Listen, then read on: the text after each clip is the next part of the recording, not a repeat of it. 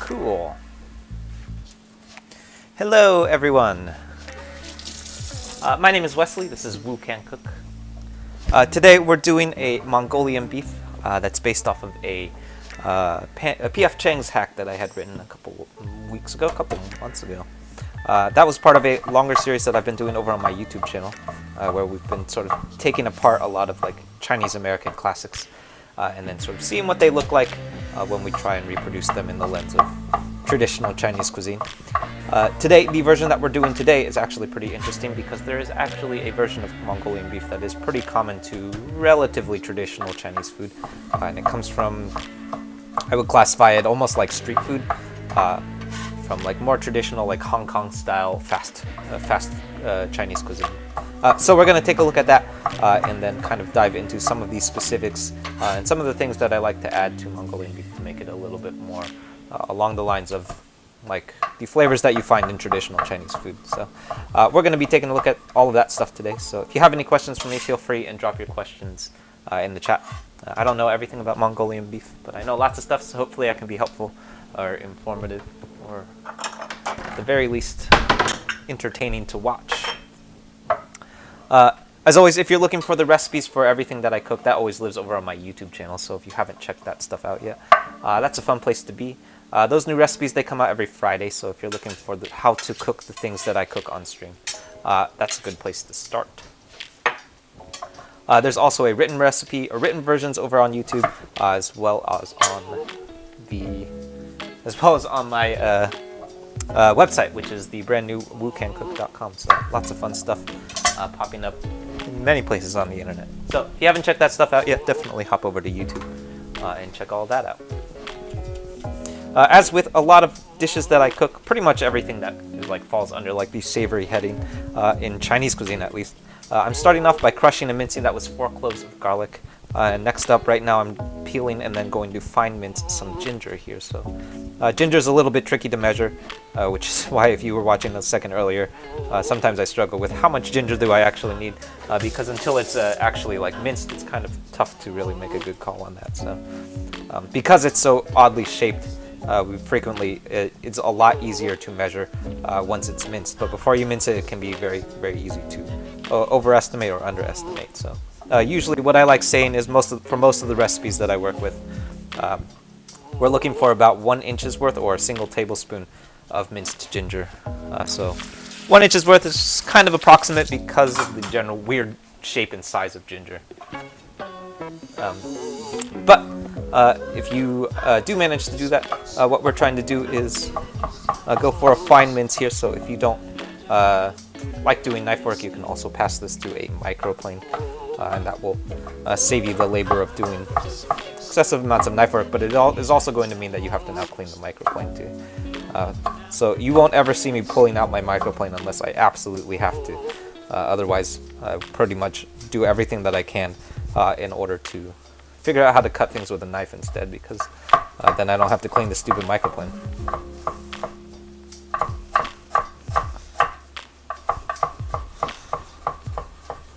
And all right. Cool. Oh, that's a lot of things that I don't know how to read. Yes, I don't speak. That looks like maybe Portuguese, but sorry, I can't really read that. Hermina, yeah, how's it going? Happy Thursday. Thanks for tuning in as always. All right, so what I'm doing right now is just going for my fine mince here. So I'm running my knife through the rough dice, which we just finished doing, and then fine mince is really just about persistence. It's also about having a very, very sharp knife. If your knife is not sharp, you're going to have some trouble with the fine mince here. But otherwise, it's really just about persistence.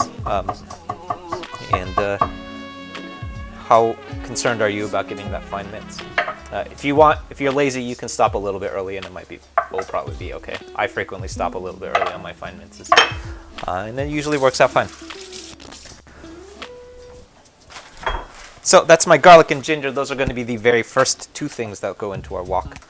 And next up, I'm going to slice up. This is a very large amount of green onions. So this is 4 very large green onions. So you will notice that usually I don't usually use this many green onions. Usually I won't use more than like 1 or 2 in like an entire dish. But in a Mongolian beef, green onions are actually one of the most important ingredients, because it's mainly because it's the main source of color, but also because it's one of the only ingredients in it. There's not much else in Mongolian beef other than beef.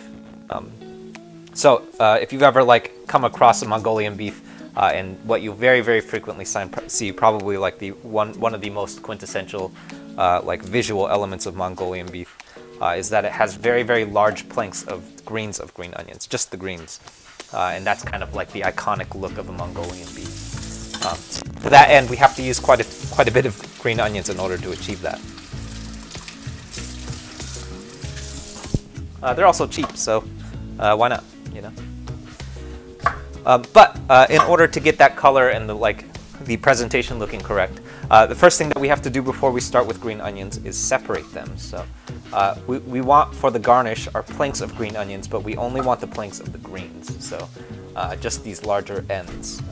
We can also do planks with the whites too, but the whites of green onions are a little bit more durable, and a lot more of the flavor and quality that you would find in a regular onion, which means that if you try and throw that stuff in raw, like what you would do with a garnish, what you're going to find is that it's going to be really, really pungent and a little bit abrasive in the way that raw onions very frequently are when you use them in recipes like this. So instead, what I like doing, and I do this quite often, super, super often, anytime that I work with green onions, as anyone who has watched these streams would tell you before, what I like doing is separating. So right now I'm slicing up the whites, and these are actually going to make it into our wok fry.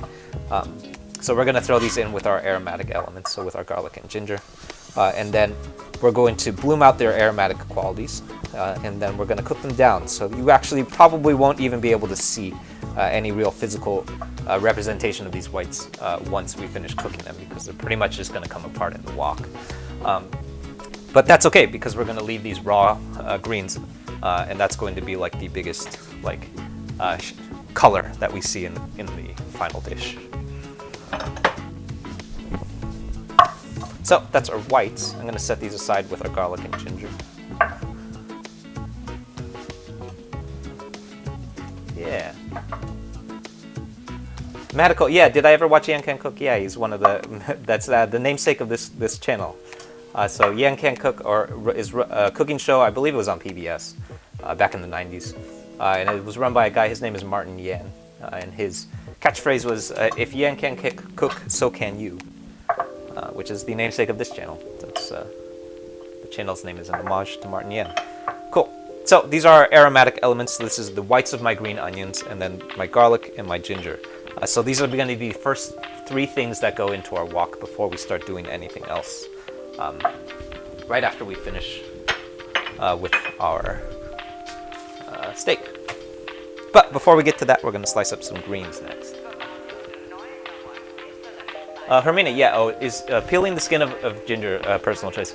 You can. It's a little bit of both. So if your ginger is particularly fresh, and I have done this with really fresh ginger before. Like if you just got it out of the market, it will be a lot more moist. And when it's like more fresh and moist, that the skin of the ginger is not nearly as like tough to chew. So when it's really, really fresh like that, you can actually totally just leave that stuff on. You could also leave it on when it's old too. I personally don't like the texture of ginger when it's really, really old. And also it's really easy to take that skin off too. So I find it a little bit abrasive. But if you don't feel like peeling it, you can absolutely leave it on, and it will be just fine. Especially if it's really fresh. But very infrequently, my ginger is very infrequently fresh because I buy it in such large quantities. So unless I just went to the market and got ginger, it's probably not super fresh. So these are our greens. You very rarely will see me chopping greens this wide, but this is actually like one of the more iconic elements of Mongolian beef is when you see green onions that are like in really, really large, wide planks. And that's actually going to be where all of the color comes from our Mongolian beef. So this is going to be the only source of actual color. Everything else is going to be dark brown. All right. Cool. Yeah. Next up, this is going to be half of a sweet white onion. At this point, this is definitely optional. When I had originally written the PF Chang's hack, PF Chang's version does not have any vegetables in it at all. It's actually the PF Chang's version is really, really simple. It has very few ingredients in it. What mainly it is essentially is just steak plus green onions, and I think that might be it. I think it's just steak and green onions, and that was the original recipe that I had written for PF Chang's. Whenever I write recipes, especially for the series, the Chinese American Hack series, I'll usually do two separate versions. So the version that we're doing today is the second version, and it draws a little bit more inspiration from the kind of Mongolian beef that you would find in like Hong Kong street food, which has a couple more ingredients in it. One of which is a little bit of extra veggies, so that's what our white onion is going to be doing today. You can also throw any other kind of veggie that you want into a Mongolian beef too. So you could, if you have a bell pepper, you could throw a bell pepper in there. You could throw some kind of veggie in there too. You could probably throw broccoli in, that would be fun. But today we're just going with a sweet white onion and then some Tianjin peppers, which is actually going to be really, really tasty. But first off is our white onion. And we're going to go for a very large dice here. So we want this thing to have quite a bit of physical presence in our wok fry. Otherwise, you're not going to be able to find it. So I'm going to dice this pretty large here. About so. Being careful not to go too small here, because if it goes too small, we're not going to be able to find it in the wok fry.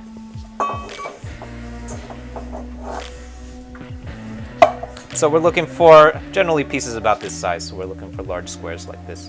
And we're going to throw this in super late, and that's going to give us a nice crispy wok fried onion.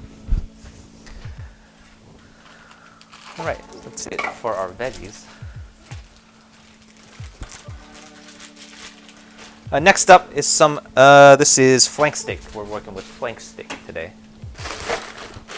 I tested out a couple of different methods for types of meat that you can use for a Mongolian beef. I believe the second version that I had done uses Angus steak, and this is what we're working with today is actually flank steak, not Angus steak. But what I ultimately found is that it doesn't really make that much of a difference. So I have not used Angus steak since then in quite a while. Mostly because Angus steak is a lot more expensive, or not a lot more expensive, but definitely more expensive than flank steak. So today we're going flank steak. But what's probably most important about flank steak, and this is going to be true pretty much any time that you work with flank steak, is that it is pretty chewy because it is pretty lean.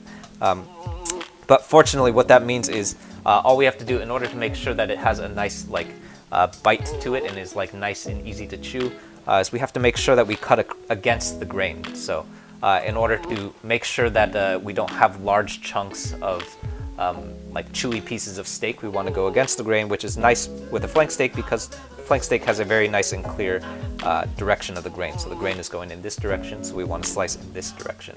And that's going to help us get a nice tender piece of meat. So if we were cutting in this direction, we would end up with some much more chewy pieces of steak. Again, you're going to have to make some compromises, obviously, because Angus steak is a very wide piece of steak. So you'll see I actually did 3 cuts that were with the grain, but after that we're going to go completely against the grain after that.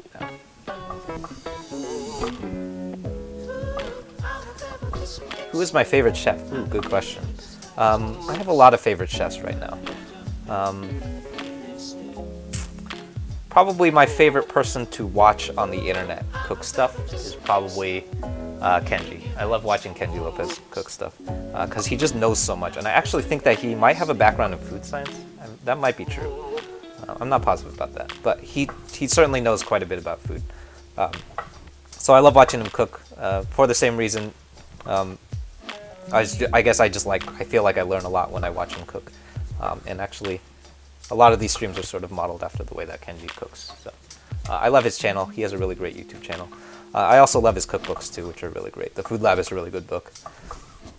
What else? I also watch, I love watching the Binging with Babish channel. That one's a really interesting approach.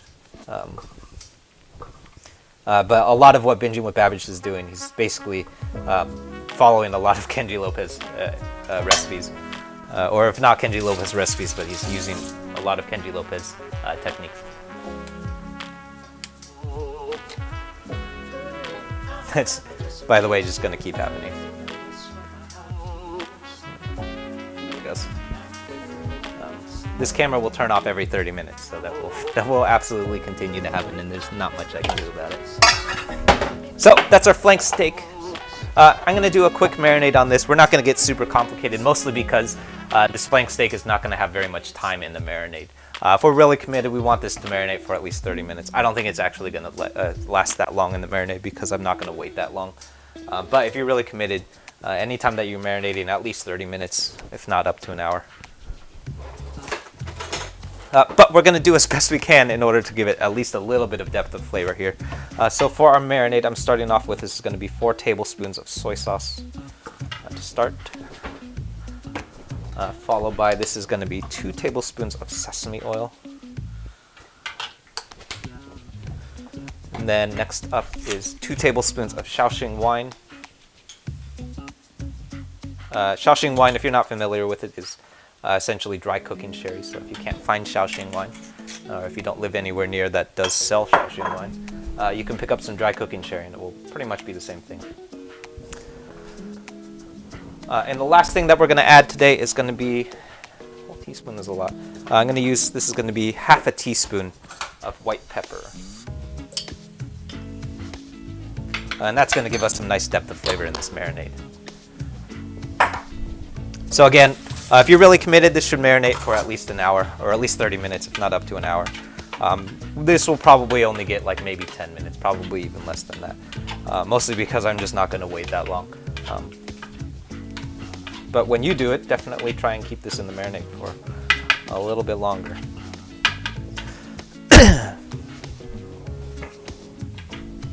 Cool.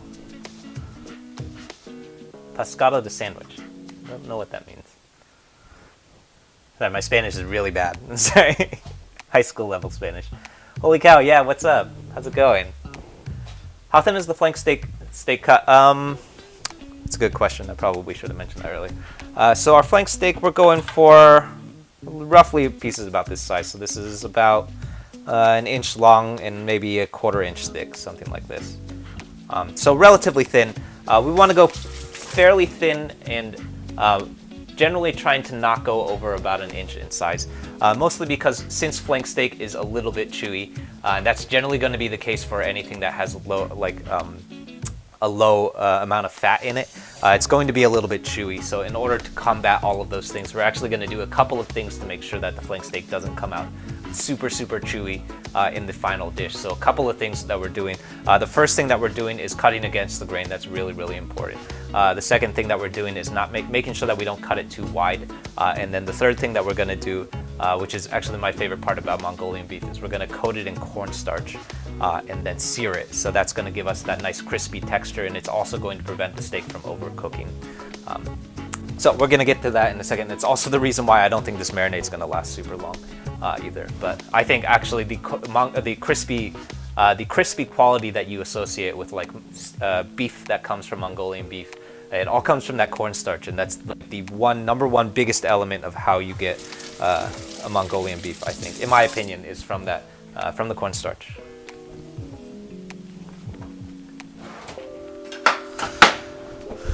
All right.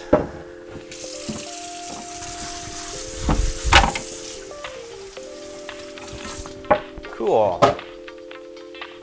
Yeah, all the non-English comments, yeah. Very interesting. Mostly people usually talk to me in Chinese. My Chinese is getting pretty good, so for most of the time I can actually read most of those Chinese comments.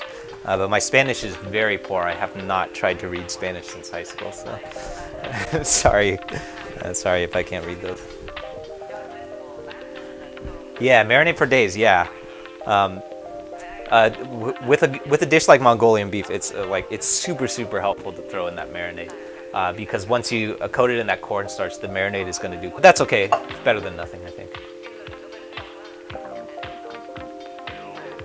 What would it take for me to marinate for longer than 10 minutes? When I did the original recipe, when I had written the original recipe, I marinated it for, I think, almost an hour. And that was because I was making two different versions at the same time. And that was probably the only time that I have ever done this dish and let the marinade go for a full, maybe an hour, probably like closer to 45 minutes. And it tastes really good, too. The same is also true for anything that's slow cooked. So like all of the curries and like soups and stuff, I generally don't give it the amount of time that it should have in order to make sure that it has nice depth of flavor. That's just because I'm hungry. All right, next up, I'm putting together my sauce here. So a Mongolian beef, the sauce of a Mongolian beef relies very heavily on, in my opinion, one single ingredient, and it's dark soy sauce. That's what gives it that really dark color. And it's the reason why Mongolian beef doesn't really have much like brightness in it. The only real source of the brightness comes from the green onions in terms of like color. Everything else, all of the sauce elements, they all lean very heavily into the color of steak already. So that's what makes Mongolian beef so dark. It comes from dark soy sauce. And this might be the only recipe where I've ever used more than 2 tablespoons of dark soy sauce. So today I'm actually going to be using, this is going to be 3 tablespoons of dark soy sauce. And I say this pretty much every time that I write a recipe that uses dark soy sauce. Use the stuff really sparingly. It is very concentrated. And it will absolutely overpower, if not ruin, your dish if you're not paying attention.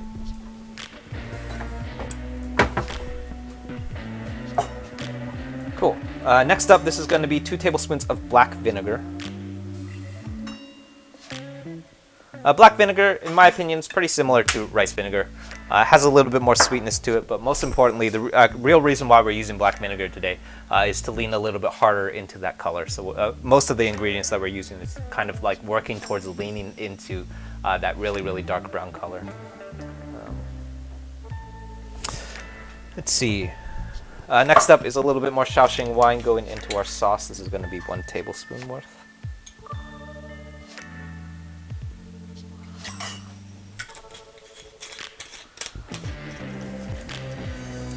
And then finally is going to be 2 tablespoons of brown sugar. So when I had written the original PF Chang's version, I think I used a whole 1/4 cups worth of sugar. So that's what stands out most to me about this particular alternate version that we're working on today, is that we're cutting the sugar quantity in this recipe by at least by half or so. And that's just generally in an effort to reduce like sugar content, because I find super often when you come across like Americanized Chinese food, it leans really heavily on sugar, and if not sugar, then like sugar adjacents. So things like honey or hoisin sauce. That's a really big one that I see come up in a lot of Chinese American food. right, so I'm rounding a 1/4 cup of beef stock. You don't have to use beef stock. If you don't have it, you can use chicken stock. You can even use vegetable stock. If you don't have either, you could also just use water, and it would work out okay too.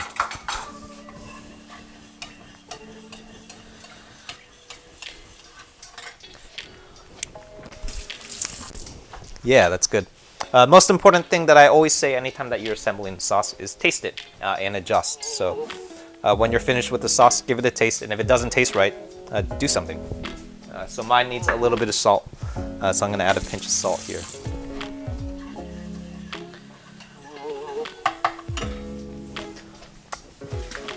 Yeah, that's much better.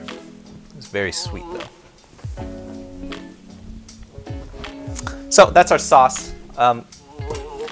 I'll mention this again when we start cooking too, but you'll notice that this, well, you can't quite tell on camera, but there is quite a bit of sauce here, so super, super important, and I mentioned this the other day when I was cooking pad see ew too, is that even though I did combine quite a bit of sauce here, so this is probably close to 1/2 cup of sauce at this point, we're not going to use all of it, or we might use all of it, but all of it. So, and most importantly, don't just dump this into the wok.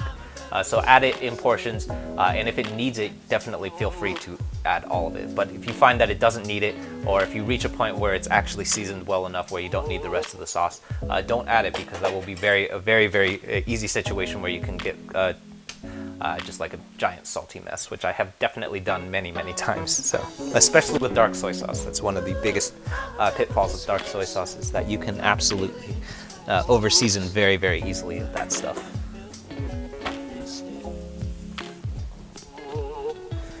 All right, cool. Next up is the most important ingredient of a Mongolian beef, and I mentioned this a little bit earlier too. It's going to be our cornstarch. So what we're going to do here is we're going to start with maybe 1/2 cup of cornstarch, and then what we're going to do is we're going to coat our steak in cornstarch before adding it to the wok. What that's going to do is it's going to serve a couple of purposes, but the main purpose that it will serve is that it's going to give this nice protective coating to the steak. So the first thing that fries when it hits the wok is not the steak, actually. It's going to be the cornstarch. And what that does is it gives the steak a little bit more time to start cooking internally before it actually starts burning on the outside. So without that cornstarch coating, what would probably happen is that it would finish cooking on the outside before it finishes cooking on the inside. And then you're going to end up with a pretty rubbery piece of beef. And that's part of what we're doing to like combat the chewiness of flank steak. The other thing that I love about using a cornstarch breading is that the first thing that happens when you sear is that the cornstarch is also going to sear. So that's how you get this nice crispy piece of steak, is from the cornstarch coating. So a couple things that are happening when you add that cornstarch and you try and sear it. It's not just the steak that's searing. Part of it is definitely the steak that's searing. But the other thing that's searing is the cornstarch itself, and that's going to be all of that crispiness that you associate with like Mongolian beef, and like that quality of the flank steak that you get in Mongolian beef it's coming from the cornstarch. Strider, yeah, thank you. I'm glad to help educate people. That's fun. Cool. So what we're going to do is I'm going to start. Remember, this is also a super important quality to keep in mind when you do. This is true for like anything that involves breading. So I do this in deep frying a lot. This is called the wet hand, dry hand technique. So on my left hand, this will be my wet hand, and on my right hand, this will be my dry hand. What we're going to do is pick wet stuff up with our wet hand, and then add it to the dry, and then handle the dry ingredients with our dry hand. So one more time: wet, dry, wet, and dry. And then we're going to repeat. What that does is at no point in time will my wet hand actually touch the dry ingredients, so our cornstarch. So I'm not actually ever going to be touching cornstarch with my left hand. So what that will do is it's going to avoid one of my hands from becoming very covered in cornstarch, like my right hand is. So if you've ever like been deep frying or like breading pieces of chicken from like fried chicken and stuff, and you find that like both of your hands sort of develop the thing that we call batter claws, and then you have to like very frequently find yourself washing your hands off just to get the breading off of your hands. That's because you didn't use the wet hand, dry hand technique. So super important when you're doing anything that requires coatings like this. wet hand, dry hand. It's going to save you a lot of frustration. Where can you find the recipe to print? A couple places. So the probably the best place to look or to start first is the YouTube channel, because it's right at the bottom of the screen. So that's youtube.com/woocancook. And I forget which ones have it now, but if it's either in the description or it has a link to my website, which has the recipes. So yeah, definitely hop over to the YouTube channel. And since one of my hands is clean, I can actually link this stuff now.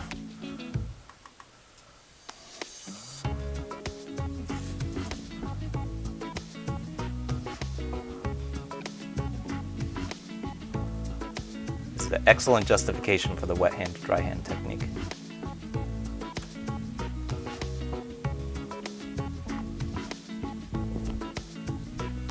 Cool. Yeah, so that's the recipe on YouTube, at least. That's the recipe on YouTube, and I'm pretty sure in the recipe YouTube comment, in the description of the YouTube comment, there's the written recipe, which follows over to my website.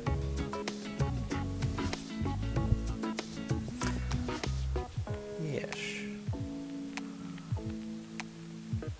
Cool. There we go. Yes, cool. Am I streaming live on YouTube? Yeah, actually. So that I guess I should mention that as well. We always concurrently live stream over on YouTube. So that's the laptop that's behind me. A couple of fun things about the YouTube channel. Mainly is that every time that we're live streaming over on Reddit, there's always a second live stream that lives over on YouTube, and it has nicer cameras and looks a little bit better on desktop. So I know that lots of people who find me on Reddit, they like to hop over to YouTube and watch for longer durations over on YouTube, because you can open it up on desktop a little bit better. But you can watch on either platform, and it will work just fine too. In addition to the concurrent live stream, though, that's also where there's a whole schedule of the live streams over on YouTube too. So if you wanted to, if you were following on YouTube, you would have known probably 2 or 3 weeks ago that I will be cooking this dish. So if you want to find out what I'm going to be cooking next in the next couple of, I think 3 weeks, 2 or 3 weeks now at this point, you can look all of that stuff up. That lives over on the YouTube schedule, which is at youtube.com/woocancook, which if you're on Reddit, that's the YouTube channel at the bottom of the screen. Lots of people are already watching over on YouTube, so that's a fun place to be. In addition to the concurrent live stream, that's also where all of the recipe videos are published. So every Friday, there's a new recipe video coming out. So tomorrow will be the recipe for beef chow fun. We're going to be doing beef chow fun, which I did a pretty similar technique for the beef in that beef chow fun. Pretty much this. And that's how I got a crispy beef chow fun. That's the recipe that's coming out tomorrow. Those are out every Friday, though. So last Friday, we came out with the recipe for chicken katsu. Friday before that was Taiwanese popcorn chicken. And then I forget what came out before that. I feel like Japanese curry, I think, was before that. Lots of stuff coming up over there. That's also where I take requests and stuff. So there's I use the community tab, and I like to use the polls section of the community tab to ask people what they want me to see me cook next, or what they want me to cook on stream or do recipe videos for, stuff like that. It's all lives over on the YouTube channel. There's a couple of series that have been in progress over on the YouTube channel. This particular recipe for this Mongolian beef comes from a series that I've been doing where I've been deconstructing a lot of Chinese American classics. So a lot of that stuff, it comes from restaurants like PF Chang's. In this case, this is from PF Chang's. In other cases, very often I've been doing stuff from Panda Express, and sort of taking apart a lot of the really, really classic Chinese American dishes, things like General Tso's chicken, honey sesame chicken, stuff like that. And kind of taking a look at what it would look like if we were to reassemble some of those dishes in the lens of actual traditional Chinese cooking, and sort of take a look at what a dish like that would look like if it was prepared in the lens of actual Chinese cooking. So stuff like that, always really interesting to do, especially with a dish like this, because Mongolian beef actually has roots in traditional Chinese cooking. But some stuff like sesame chicken, for example, or General Tso's chicken, for example, that stuff is really just American fried chicken. Sesame chicken is really just honey glazed fried chicken. That's just all it really is, with a little bit of soy sauce. So stuff like that, really interesting to try to reproduce in the lens of traditional Chinese cooking, because it doesn't exist in Chinese cooking. So that stuff all is over on the YouTube channel. So if you haven't checked that out yet, definitely hop over. We're working our way to 2,700 subscribers by the end of the month. and I'm pretty sure we hit it yesterday. So I think we're well past 27 at this point. But if you want to help us hit the subscriber goal, definitely hop over to YouTube. All right, so that's our steak. Am I also Wu Can Cook on YouTube? Yeah, that's me. They're both me. Wu Can Cook everywhere. So on Instagram, YouTube, TikTok, Twitter. I don't really use the Twitter very often, but Instagram, YouTube, and TikTok. The TikTok is where all of the gift recipes are published. So if you followed me from gift recipes, the subreddit gift recipes, all of the they all live in the like posterity over on TikTok. So. All right, so super important. When you're wet hand, dry handing, this is what happens when one of your hands is wet. So you'll notice over on my right hand, it's completely covered in cornstarch, and that's because I've been picking up steak with the cornstarch in my right hand, whereas my left hand is completely clean. So other than the fact that it's covered in steak juice, it's pretty clean. So super important. Anytime that you're breading stuff, use that wet hand, dry hand technique.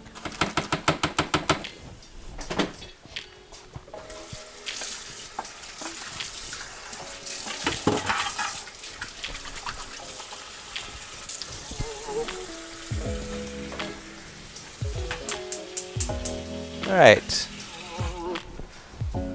Farby Blundergus, that's a great username. Your favorite streamer? Oh, thank you. That's cool. So that's our steak. This is ready to go. I just turned on our wok, and we're going to start searing this. So we're going to do a couple of things in our wok fry today. So it's not going to be a straight-ahead stir fry in the same way that you would do, say, like a kung pao chicken. There's going to be a par cook on our steak first, and that par cook is essentially going to be a sear. So over on the stove, I have my wok, and this has been preheating now for like 30 seconds. We're going to let this go until it's ripping hot, so we're going to give that a minute or two. And then the first thing that we're going to do is we're going to add our steak to the wok and sear it for 2.5 minutes on either side. And what that's going to do, it's going to do a couple of things. The main thing that it's going to do is that it's going to develop this nice crispy exterior. So the same way that we do like pan-fried steaks, for example, if you've ever pan-fried a New York strip steak, we do the same thing as we put that steak down on a cast iron pan. We let it sear for a couple of minutes before we start agitating it. We're going to do the same thing with this steak here, but this time we're going to do it in a wok. So the second and most important thing that happens when you do that sear is it also cooks the cornstarch. So it locks that cornstarch into the pieces of beef. If you don't do the sear properly, a couple of things will happen, but the main and most important thing that will happen if you don't complete the sear properly is the cornstarch is going to come off into the stir fry itself. And cornstarch is the same thing that we use to thicken sauces. So there's probably almost a quarter cup, almost half a cup even, of cornstarch that's coating this steak at this point. So if you put a quarter cup or half a cup of cornstarch into a stir fry, it's going to turn into jello. And I have definitely done this too. Very important at this point. As the steak has to be seared properly, otherwise that cornstarch is going to come off into your stir fry, and then you're going to be eating Mongolian beef jello, which is not fun or attractive. Delaware, oh yeah, I don't. So I stopped streaming on Wednesdays. I used to stream on Wednesdays at 6. I stopped streaming because I have started doing a delivery service on Wednesdays. So I've actually started delivering food, delivering the food that we cook on stream on Wednesdays. So Wednesdays is now dedicated to cooking the food that people order. So I haven't been cooking on Wednesdays lately, but still Monday, Tuesday, and Thursday, and I also added Monday recently too. So Monday, Tuesday, and Thursday at 6:30 PST.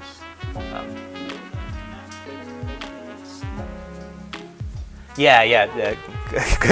Good question. Good catch though, Delaware Smash. I'm glad that people are paying attention. So I pulled Wednesdays out of the schedule, but Monday, Tuesday, and Thursday, 6:30 PST. Now it's always at the same time, so we don't have to remember to tune in a half hour earlier. But also, the reason that I'm not streaming on Wednesdays anymore is because I deliver food. So if you happen to live in the San Francisco Bay Area, you can order the stuff that I cook online now, so that's super fun. And it's all through Chef, so chef.com, SHEF.com. All right, so our wok is nice and hot. We have all of this smoke going. This is super important. If you don't see this smoke coming up, your wok is not hot enough. So what we want to see is a lot of smoke like this, and generally I like to let it go for at least another 30 seconds after that hits that smoking point. And that's to make sure that it's nice and ripping hot. If you try and use a wok before it's ripping hot, you're going to have a lot of problems. You're definitely not going to be able to sear stuff if it's not absolutely ripping hot, because it's not going to be hot enough to get a nice crispy exterior. So super, super important, especially in this case because we're searing, that this stove, or that our wok is very, very hot before we start cooking. And then I'm starting off, this is going to be 4 tablespoons of peanut oil and long yao.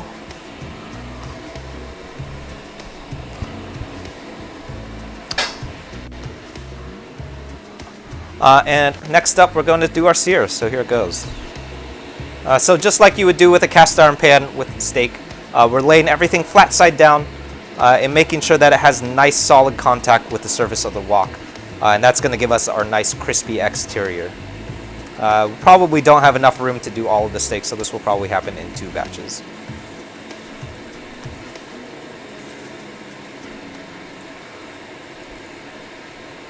So I'm making sure my steak has, the flat side of my steak is making nice solid contact with the wok here. And that essentially what that means is whatever that's touching the wok is going to be crispy. If it's not touching the wok, then you're not going to get a crispy surface. So the reason that I say flat side down is because that's the largest surface of the steak. So we're going to get as much crispiness as we possibly can out of our steak. Here.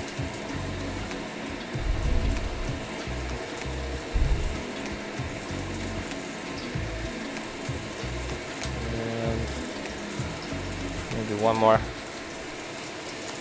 There we go. Alright, so we're going to give that's going to be, I like to go for 2.5 minutes and then check. Usually I aim for closer to 3 minutes, but lately I've been burning at 3 minutes. So we're going to go for 2.5 minutes and then don't agitate it at all. So super, super important. And this is really, really nerve-wracking at this point because lots of people are going to be worried about burning their steak. But in order to sear properly, you cannot touch it. You have to leave it and let it sit for a full 2.5 minutes. And during that time, that's what's going to develop that nice crispy exterior. If you try and agitate it or check it too much during the time where you're supposed to be searing, you're going to mess up that sear and it's probably not going to sear at all. And then you're probably going to end up with either undercooked or sometimes just rubbery steak, both of which are not the things that we're looking for here. So we want to give that as much possible time as possible to sear on that flat side. And give it like a nice solid sear there. Which is really, really agitating because it's probably around 2 minutes, usually for me around 1.5 minutes to 2 minutes. You start wondering if you're maybe burning the steak or if something's going wrong because it starts smoking up a lot and you're wondering maybe it's burning, maybe I should check it, and you get a lot of agitation. But I promise if you wait that full 2.5 to 3 minutes, it's going to work. The long yao, Matt, yeah, exactly. You gotta love the long yao. Super, super important anytime that you're wok cooking is make sure you do that long yao first. And the long yao is essentially adding cold oil to a hot wok and giving it a nice swirl, so making sure that the wok is nice and coated in that oil. If you don't do the long yao, so if you add cold oil to a cold wok and then heat the wok up with the oil in it already, which lots of people do on frying pans, you're gonna have a pretty sticky surface and it's not gonna go well for you. Yeah. Alright, so we just hit the 2-minute marker, which is actually why I'm starting to feel a little bit agitated. I'm definitely starting to wonder if maybe my steak is burning, but I'm following my own advice, and I'm not going to touch it for 3 minutes. Yeah, cool. Yeah. Cool, cool, cool, yeah. That's 2.5. I'm going to start checking. Yeah, that's looking good. Alright, so I'm starting from where I placed the first piece, and then we're going to move inward from there.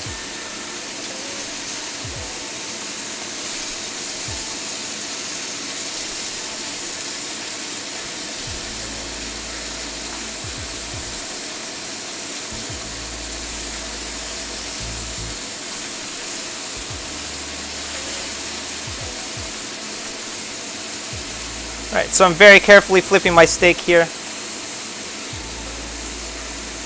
Some of those burned. At this point, it's very useful to have a flat bottom wok, so you'll notice that I'm having a little bit of trouble with the round curved nature of my wok. And that's because a round bottom wok actually doesn't have a flat surface to sear on, which makes it a little bit more difficult to do this. But I find that you can navigate it a little bit. But if you happen to have a flat bottom wok, this is probably a little bit easier to do in a flat bottom. Or even a cast iron skillet would also work.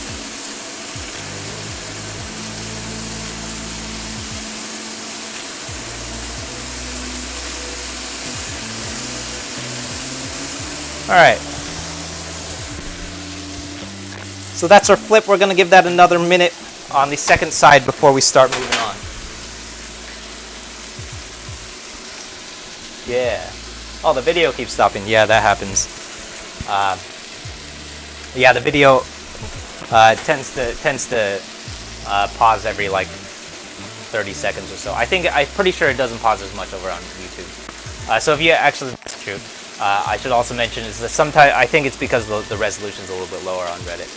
But if you are having trouble over on Reddit, the cameras are nicer on YouTube, so definitely hop over to the YouTube channel. Either way, hop over to the YouTube channel. Alright.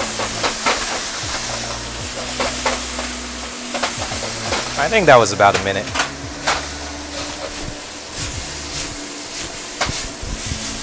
There we go.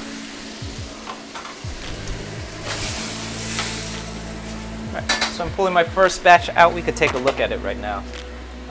Here's our finished steak. Ooh, this is definitely frozen.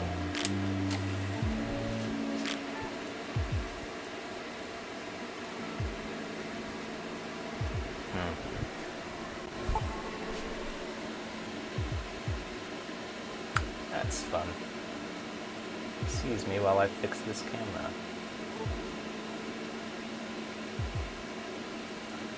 There we go. Cool. All right, so before we move on, let's take a look real quick at our finished steak. So we have another half batch to finish, but let's take a look. Yeah, or am I overcooking it? It feels like we're overcooking it, but it's actually not overcooked. This is also called seared, so super, super nice. We have these nice crispy edges to the steak. And if you look really closely, turn autofocus off.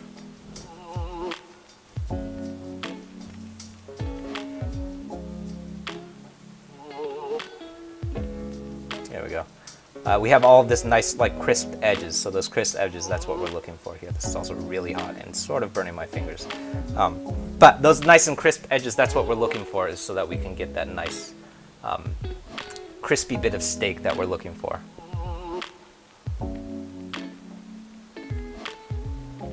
Fix my focus. There we go. All right. So let's head back over to the stove and finish up our second batch. So I'm going to do a couple things here. The first thing that I'm going to do is rinse out my wok. And then we're going to repeat. So I'm reheating my wok here. We just want to remove all of this remnant. Anything that's left behind, we don't want that to stick behind. That's eventually going to, if you have anything left behind when you batch cook in a wok, a couple things will happen, but the main thing that will happen is it's probably going to just start burning. And then you're going to have burnt bits of pieces of steak in your stir fry, which is not good. So we want all of that stuff to get pulled out before you start cooking your second batch, so that we don't end up with charred stuff. Matt, yeah, the name of the browning reaction is called a Maillard reaction. And I am not a food scientist, so I should definitely not dive too far into detail with the science behind the Maillard reaction. But essentially, what the Maillard reaction is the searing process. So when you leave something on a hot surface for long enough, it develops that crispy edge, and that crispy edge is what we call the Maillard reaction. Yeah, like the duck. Maillard, yeah. I'm pretty sure that's the correct spelling. Delicious.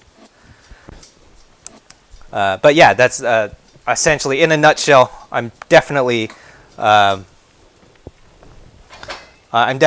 making it sound simpler than it actually is. And if you look up some good food science, there's plenty of food science. I'm pretty sure that Kenji talks about the Maillard reaction all the time.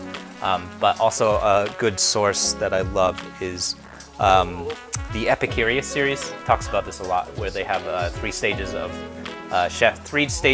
chefs. So like a beginner, intermediate, and an advanced chef cooking stuff, and they talk about that food science stuff a lot because they actually have a food scientist that reviews some of those things that they're cooking. So. But I'm pretty sure also Kenji Lopez, I believe he has a background in food science. So. And that is not hot enough. So super important. Actually, we could take a look at what just happened. So I thought this would be hot enough, and I put a piece of steak down. And the main thing that happened when I put this down is there was no sizzling.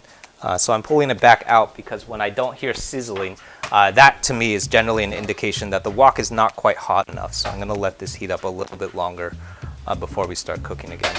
So if you put a piece of cold steak down on a hot wok, or what you think is a hot wok, and there's no sizzling at all, that's generally a sign that the wok is not really quite ready to be cooked on. And you don't want to start making mistakes where if you try and do something where you think the wok's hot enough and maybe it's a little bit under, but you're going to keep powering forward. When you start making mistakes like that, that's generally when you start getting like little like edges of like problems. So like where problems start showing up, where it's like still going to be edible, but it's probably like could have been better if you had just waited another 30 seconds. And that's the sound that we're looking for here. So now we have a nice hot wok, and we can hear all of that nice sizzling. So I'm turning my overheads off so you can hear it. And now we have this nice sizzling going on. That's the sound that we want to hear, is all of that sizzling. If you don't hear that sizzling, that means that your wok is not hot enough.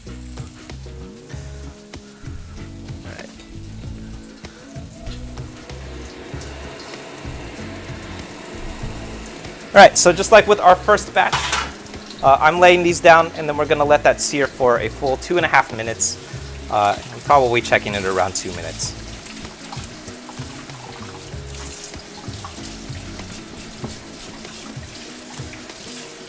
Yeah.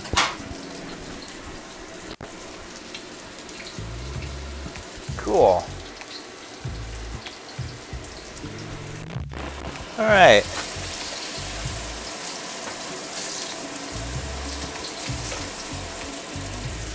So I'm going to give that needs another 2 minutes before we start moving it, so I'm going to give that some time. In the meantime, hello to everyone just tuning in. My name is Wesley. This is Wu Can Cook. If this is your first time catching one of these streams, we're here every Monday, Tuesday, and Thursday at 6:30 PST. With new recipes, those are coming out over on the YouTube channel every Friday. So the recipe for this Mongolian beef that we're cooking, that came out a couple of weeks ago and was part of a PF Chang's hack series that I've been doing, taking apart a lot of the really Americanized Chinese cuisine that you find in restaurants like PF Chang's, and taking a look at what it looks like without all of those American qualities. So the version that we're cooking today comes from that recipe video where I did a more traditional approach to Mongolian beef, and that's what we're cooking today. I think the primary differences between that PF Chang's version and the one that we're doing today is I believe the PF Chang's one that I did not have a marinade. It also used, I think it used angus steak instead of flank steak, and it also had quite a bit more sugar. So in lieu of that sugar that we had in the original PF Chang's version, we used a couple of things. Mainly we used a little bit more dark soy sauce, dark vinegar, and I think that's it. Dark soy sauce, dark vinegar, and I think Shaoxing wine probably helps.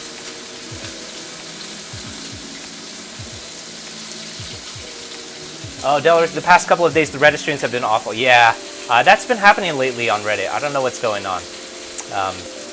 But yeah, that's been happening with other Reddit streams that I watched too. So yeah, definitely, that's a good move though, Delaware Smash. So, yeah, keep the chat open over on Reddit.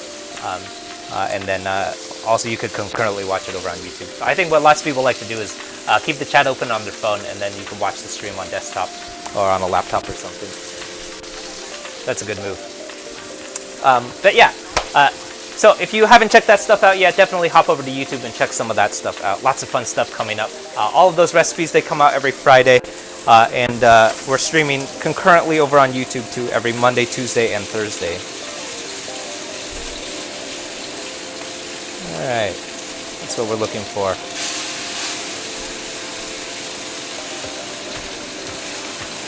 Yeah, well, some of these are burned. Most of them are not burned though.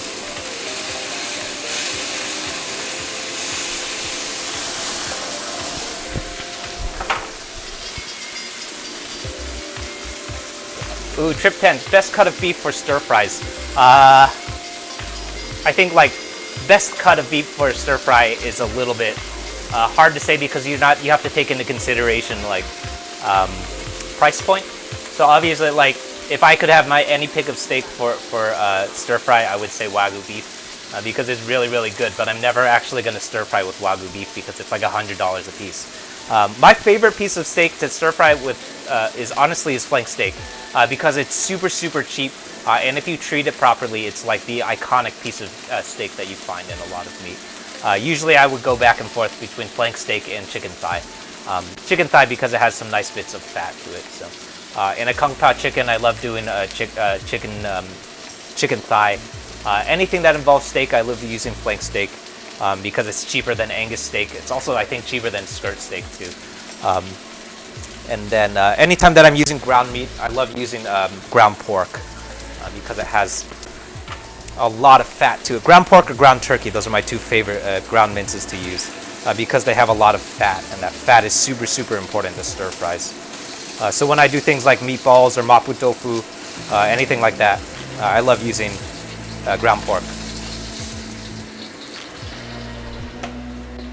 All right, back over here.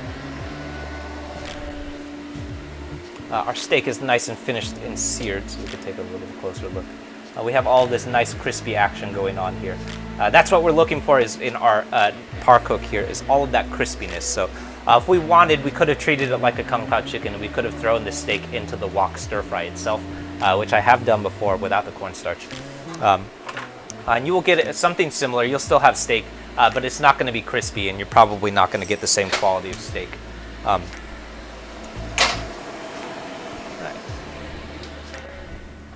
So I'm removing all of the fat from my wok here, so I have a lot of residual fat, so I'm actually not going to pour this into my drain because that's a little bit too much fat to throw into the sink. So I'm pouring this off into my grease trap, and then I'm going to rinse this off.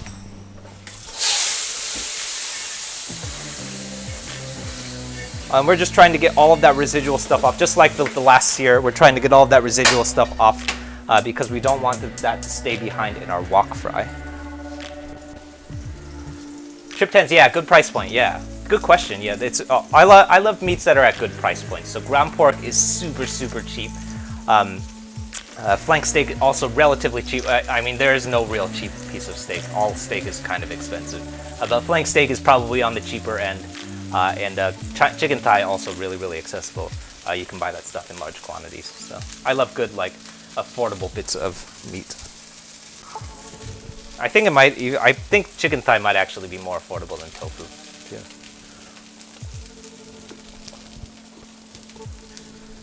Yeah.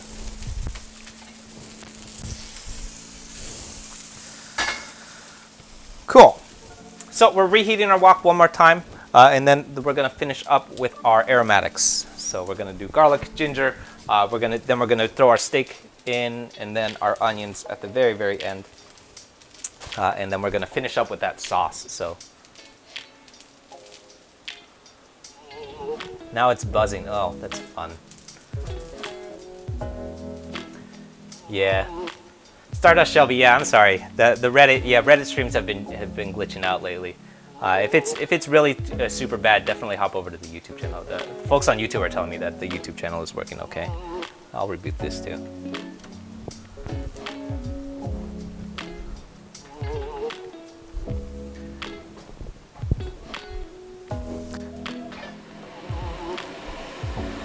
All right.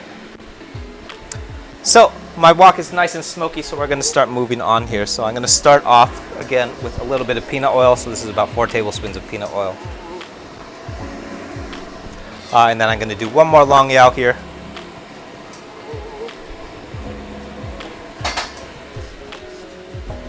And then we're going to start off with our aromatics. So this is my garlic,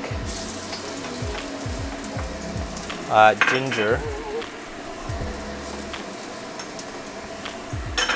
and then the whites of my green onions.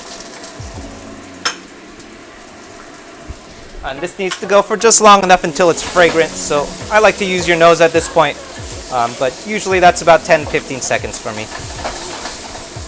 This is not enough oil either. go.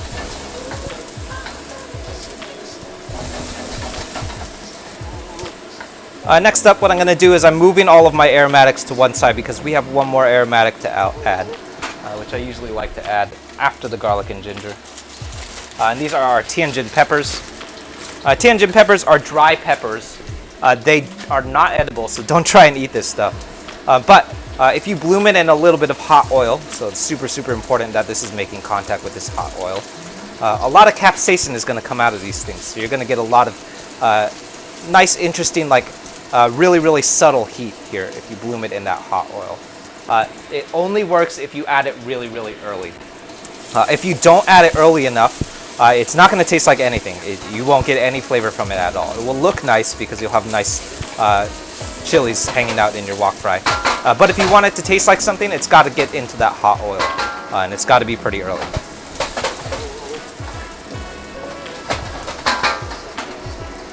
All right, next up are the whites, or my onions, my sweet white onion, excuse me.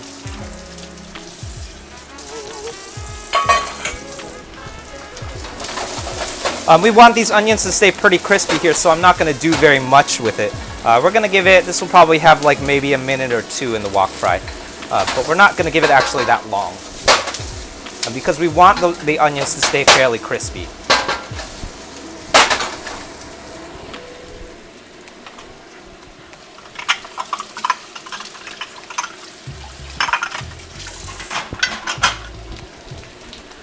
Am I burning a pan? Burning the pan. No, the pan should not burn. My wok is made out of carbon steel, so that's really, really important about woks too, actually.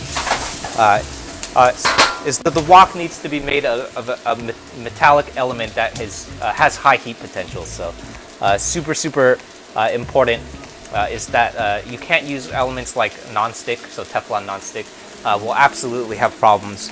But as with like carbon steel, though, it has very, very high heat potential, so it's not going to burn, and it's also not going to cause heat retention issues either.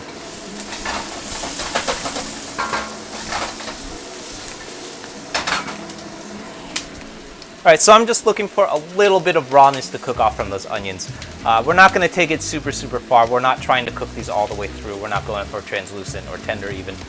Mostly what we're looking for is a piece of onion that's not quite raw, but still very, very crispy. And that's the quality of veggies that you will associate with like wok fries, is veggies that are not raw, but like just past raw.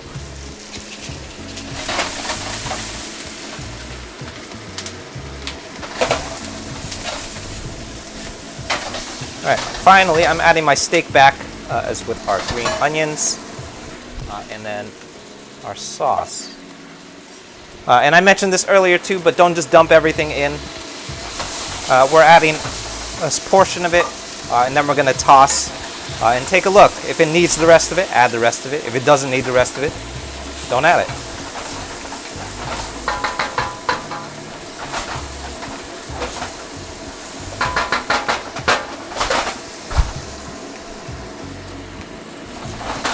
This might actually need all of it.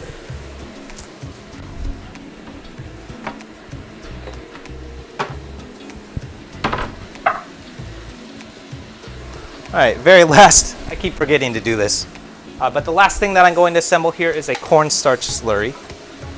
A cornstarch slurry, exactly as the name implies, is cornstarch in a slurry. So what we're going to do is combine this with a little bit of water, and all we're really trying to do is make sure that this cornstarch is dissolved. So we don't want solid cornstarch, we're just trying to make sure that it's in a liquid form so that when we add it to our wok fry, it doesn't clump up, which is what happens in a lot of wok stir fries.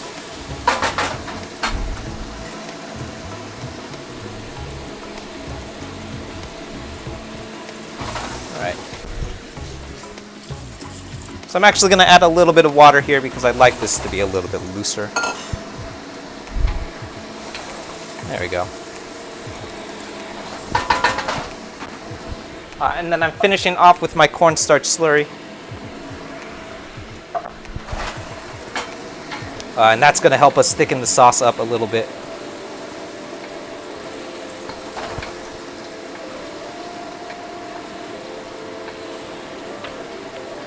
And that's going to do it.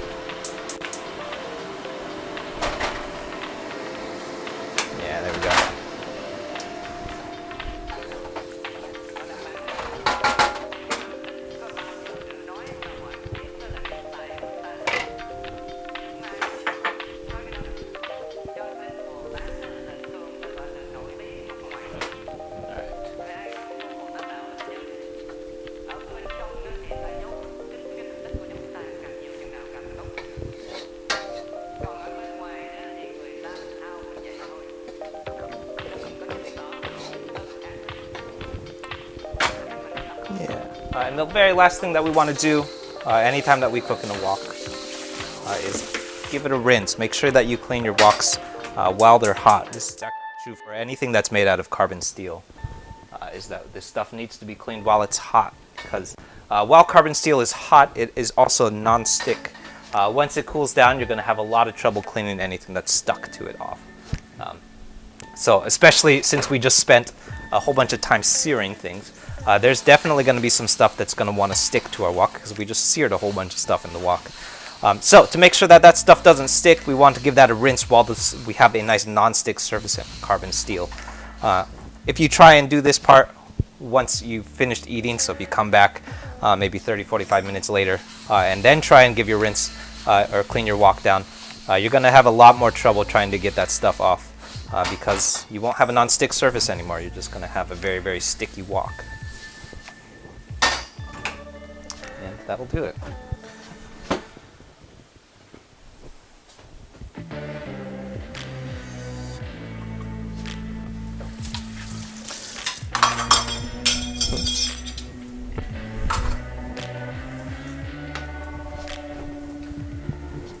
All right.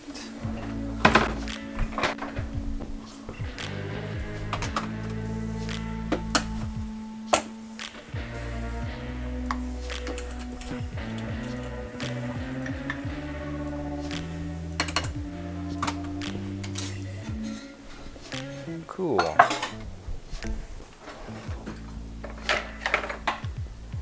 Why are woks superior to your typical frying pan? Oh, that's a good question. It is related to a number of things. They are not universally superior to all frying pans. They are superior to frying pans for a specific kind of cooking, and very specifically relating to stir fries, and also maybe braising and deep fries too. But definitely many things that don't work super well in a wok fry. Anything that's delicate, like eggs, like scrambled eggs, or like trying to slow cook things, or like slow scrambling things, I would never try and do any kind of like Italian or French cooking in a wok, because it is way too hot to try and cook in something like that. But definitely anytime that you're stir frying stuff, works really well in a wok, because a wok has extremely high heat potential. So woks, generally speaking, a wok is going to get a lot hotter than your standard like non-stick skillet. It will probably even get hotter than like a stainless steel skillet even. So because it has that really high heat potential, you can do things like cook things on extremely high heat for an extremely short period of time. So you'll notice that once we started cooking in that wok, once we really started flash cooking, because the wok is so hot, that cooking portion of this stream happens really quickly. You pretty much finish cooking that in the wok probably after like 5 minutes or so. And that's because we're cooking on really high heat. If we were doing it on like medium heat, that probably would have taken a lot longer.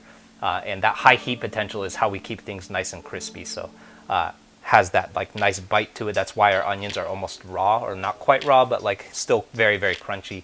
That's how we get that nice crispy quality to our steak, is by cooking those things on extremely high heat. So if you don't do it on high heat, that's the situation where if you've ever had a stir fry and it's a little bit mushy, so if you've ever had fried rice that's kind of mushy, that's from trying to cook it in a wok that doesn't have high heat. Or even if you try and cook fried rice without a wok, you're going to end up with kind of mushy fried rice.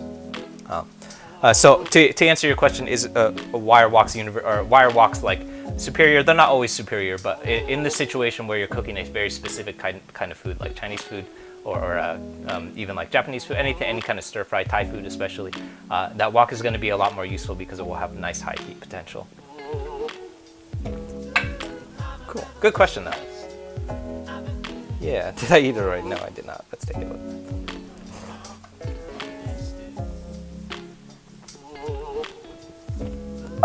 Yeah.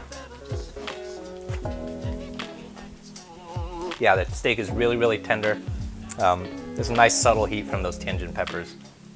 And our veggies are nice and crispy too. So our the greens of our green onions are basically raw, because they were really only in the wok fry for like, I don't know, 30 seconds or less. The greens of green onions are very delicate anyway, so we don't want it to go any longer than that, or else they're basically gonna disappear. And our onions are nice and crispy, so they're not quite cooked all the way through, which is that nice quality of like wok fried veggies that I love. but like lots of really like savory, interesting notes to it that come from our sauce, and like a really nice but subtle heat that I love about this dish.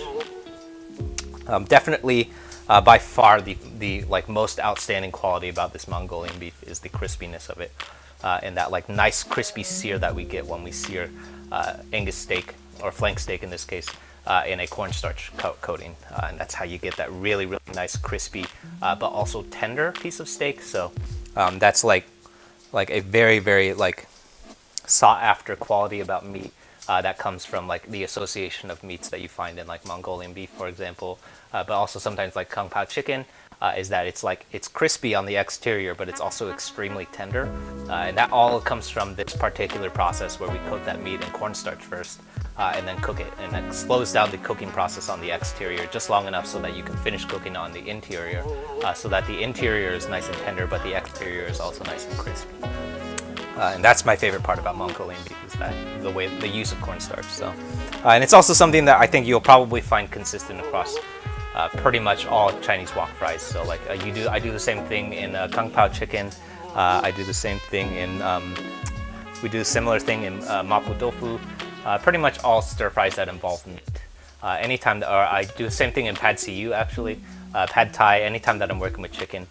In the marinade, usually, not always with a cornstarch coating, but sometimes in the marinade itself, we'll add cornstarch to that marinade. And that cornstarch is slowing down the cooking process so that the exterior of the chicken will slow down in its cooking time before, just long enough so the interior can finish cooking. So, my favorite part about Mongolian beef. But yeah, cool. All right. It's a very tiny bowl. I guess we could zoom in.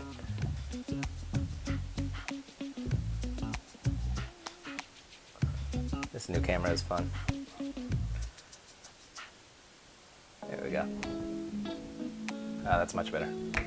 Cool. All right, thank you all for tuning in. My name is Wesley. This is Wu Can Cook. If you haven't checked it out yet, definitely hop over to the YouTube channel and check out what's going on over there. There's fun new recipes. Those are coming out every Friday. We're also doing the live streams concurrently over on YouTube too. So if you look behind me, there's a laptop that's behind me. That goes over to YouTube. That's also where the whole schedule of live streams lives, so if you want to find out what I'm going to be cooking next, what else? Oh yeah, lots of people have been looking for the music that plays behind my voiceovers. All of those are beats that I wrote myself, so those are usually found over on the sister channel, which is called Cook's Beats. So if you're looking for that stuff, that all is at the bottom of the screen too. I think it's at the bottom of the screen. Yeah, it is. That's all under Wu Cooks Beats, so it's a fun channel. I think there's like 75 people follow that channel. It's a very small channel, but it's fun. It's a fun place where I've been putting out random music that lives over on these streams. So if you're looking for that stuff, that all lives over there. We have a new track that's coming out next Friday, featuring my buddy Jay Jin, who's a really talented vocalist, and he's going to be doing Tennessee Whiskey in a lo-fi cover, which is going to be super fun. What else? Definitely check out the YouTube channel. We're working our way to 2,700 subscribers by the end of the month. I think we're way past 2,700 at this point. But if you want to check out and join that subscription and keep getting updates on all of the things that I'm going to be streaming and all of the new recipes that are coming out, that's where I post all of those teasers and stuff. So you can find that all over there. Otherwise, if you have any questions, if I missed anything, feel free and repeat yourself. I'll be around doing some dishes too. So feel free and repeat yourself, and I'll do my best to answer everyone. We'll be back next Monday. Monday next week, we'll be doing a beef chow fun. Actually, the recipe that's coming out tomorrow is the recipe for beef chow fun. We're actually going to be treating the beef in a very similar fashion that we treated the steak in Mongolian beef, and that's how you get a crispy beef chow fun. And that's going to be the recipe tomorrow, which means that Monday following it, so Monday next week, we're going to be cooking through that recipe, 6:30 PST. Cool. All right, I'll see y'all soon. Bye.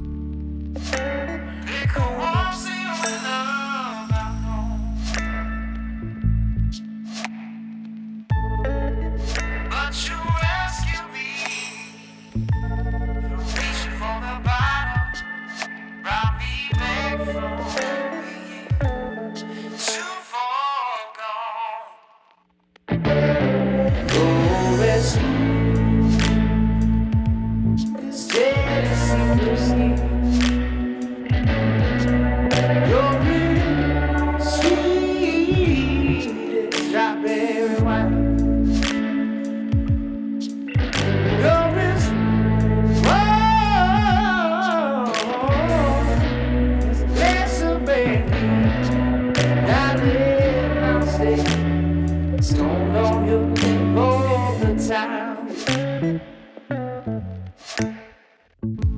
I live for love. All the same old places. Found a bottle was always down. But you poured out your heart, and I didn't want to waste it. There's nothing like love to give me yours. It's your red sweet and strawberry wine. Ooh, you're as warm as a glass of beer. Darling, I'll stay the storm on your love all the time. You're as smooth as Tennessee whiskey. You're as sweet as strawberry wine. You're bad, warm as a glass of brandy. Darling, I'll stay stone on your love